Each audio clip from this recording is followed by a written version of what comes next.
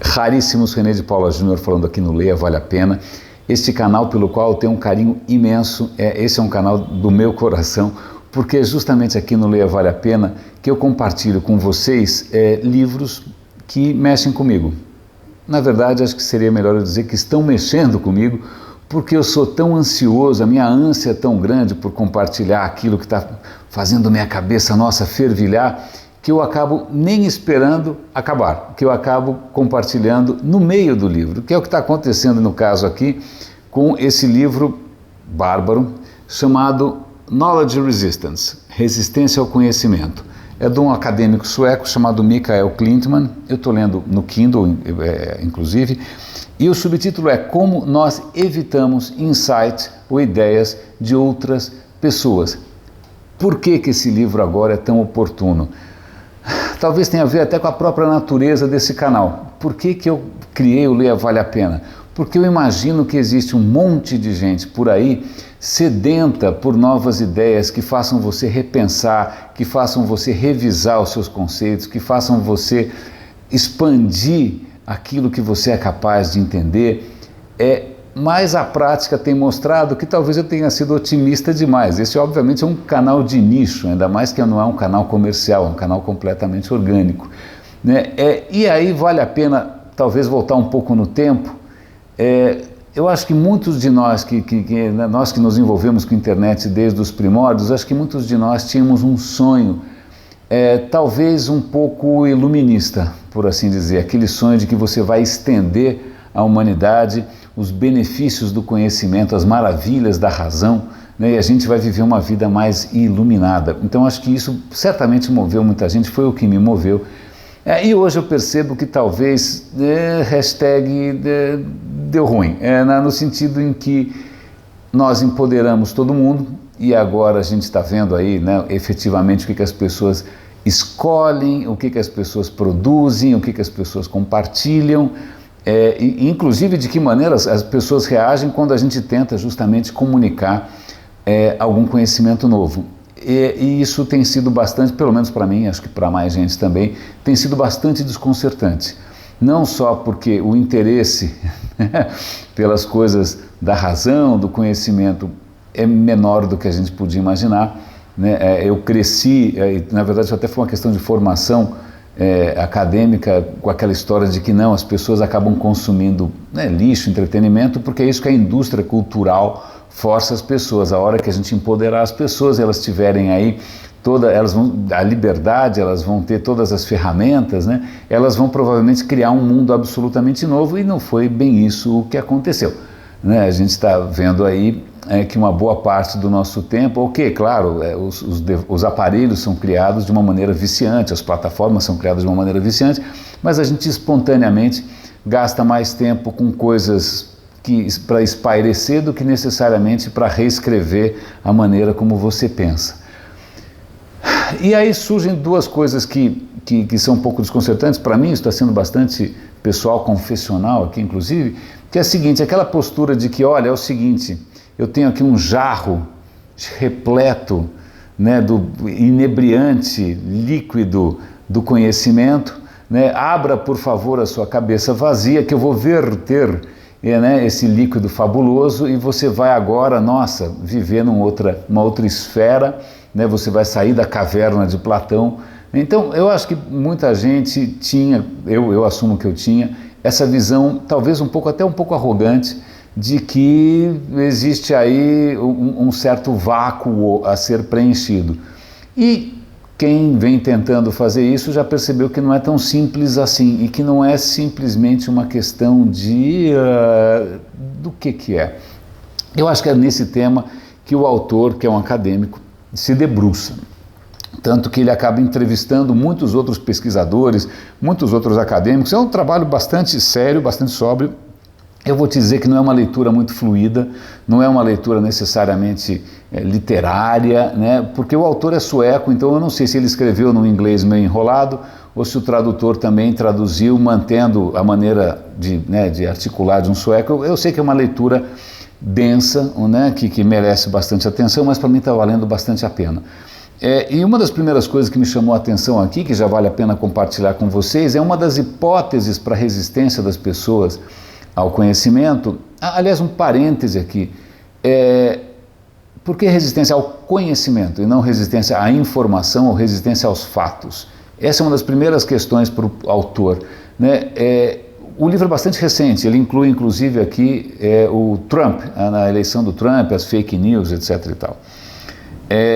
O que acontece é que hoje em dia você pode inclusive trazer os fatos, a pessoa pode concordar com os fatos, seja qual o fato que for, a temperatura, nível dos oceanos, e a pessoa fala, ok, tá, eu concordo com os fatos, mas eu não acho que isso é culpa isso não é o aquecimento global, isso não é culpa da humanidade, né? Aí você fala, pera, mas os fatos estão aqui, os fatos falam por si. Ok, mas eu não concordo com o conceito. Então não é só uma resistência ao fato, né? Não é, vamos pensar em terra plana, né? Quer dizer, as evidências são mais do que gritantes, né, de que a Terra não é plana, mas a pessoa resiste aos fatos. E o que está em jogo aí? Por que ela está resistindo a um certo conceito?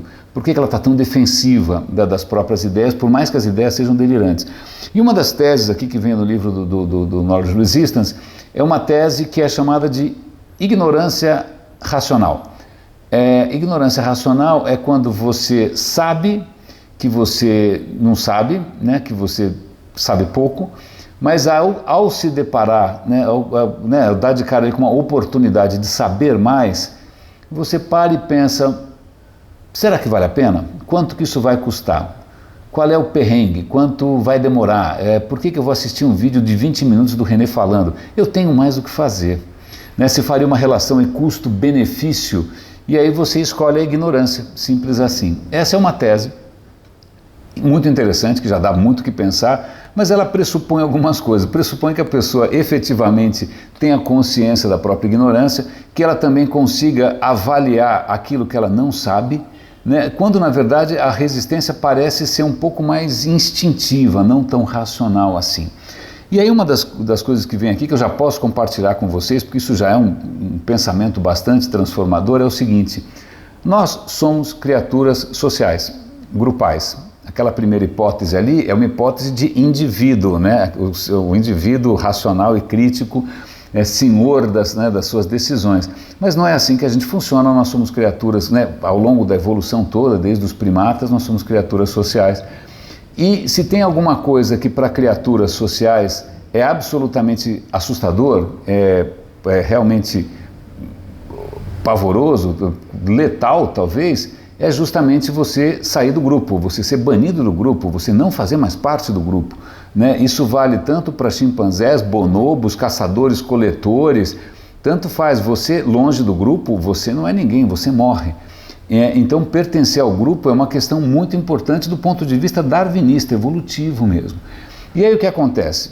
Pegar esse conceito aqui, muitas das ideias que a gente tem não são necessariamente nossas. Não fui eu que, sei lá, da minha cachola pensei na teoria da relatividade, não fui eu que desenvolvi o alfabeto. Não, a gente aprendeu essas coisas no grupo, né? A gente aprendeu não só conhecimento técnico, mas também conceitos, cultura, dentro de um certo grupo. O grupo pode ter sido a sua família, o grupo pode ter sido a sua escola, a sua faculdade, talvez a empresa em que você trabalha, que tem uma cultura corporativa bastante sólida, pode ser o culto, a igreja que você pertence, pode ser o time de futebol, quer dizer, cada grupo desses, de alguma maneira, tem ali uma maneira de pensar que você pode ter absorvido inconscientemente. E quando vem algum conhecimento novo, o que ele indica aqui, nesse tipo de pensamento, é que uma das reações é, ok, faz um certo sentido, mas se eu abraçar essa ideia nova, vão me chamar de traidor, vão me chamar de herege, vão me chamar de vira-casaca, eu estou fora do grupo. Então eu prefiro manter a minha fidelidade ao grupo, eu prefiro pensar como todo mundo, é a questão do group thinking, do que me arriscar e ficar sozinho, ainda mais por uma ideia que eu não sei se é tão boa assim, né? Essa é uma das sacadas que realmente me fez muito o que pensar, e eu vou improvisar aqui um pouco, porque eu publiquei há pouco tempo atrás um vídeo politicamente incorreto em que eu reflito, né? O Roda e Avisa é um outro canal que eu tenho, eu reflito sobre o que eu chamei de empoderamento da burrice, né? Que eu falo, puxa, que curioso, né? Hoje quem por alguma razão qualquer acredita numa coisa estapafúrdia, ele não só tem inúmeros canais à sua disposição, como ele tem ferramentas, inclusive, para se defender muito bem. Né? Você pega um cenário como a escola, onde você não tem escolha, ou você, né, absorve aquele conhecimento, ou você repete de ano. Né? Mas a gente está num mundo que é um buffet self-service, que você escolhe o que você quiser, meio que tanto faz, e nessa história do tanto faz, a gente acaba escolhendo, aí entra mil coisas como viés de confirmação, etc. e tal, aquilo que na verdade reforça o que a gente já acredita. Né? E aqui é um conceito que acho que aparece aqui também, e provavelmente vai ser um pouco mais destrinchado, é a seguinte, o que alguém pensa, na verdade é um patrimônio, ele construiu aquilo. Né? E a gente tem aversão à perda. A gente tem aversão à perda, qualquer tipo de perda. Inclusive, uma das sugestões aqui é que pessoas que têm aversão à perda, aversão a risco, inclusive, pessoas que têm mais medo de se arriscar, mais medo de se expor, tal, que são menos aventureiras, justamente essas pessoas, por coincidência, elas também são mais avessas a ideias novas. Talvez seja o mesmo mecanismo funcionando, o medo de perder aquilo que ela construiu, o medo de você embarcar numa jornada incerta de conhecimento. Em suma, para mim pelo menos, e acho que para muita gente também, eu imagino, os temas que esse cara está abordando aqui são chave porque tem a ver não apenas, sei lá, com as minhas decisões de compartilhar conhecimento sim ou não, mas também com o futuro da sociedade.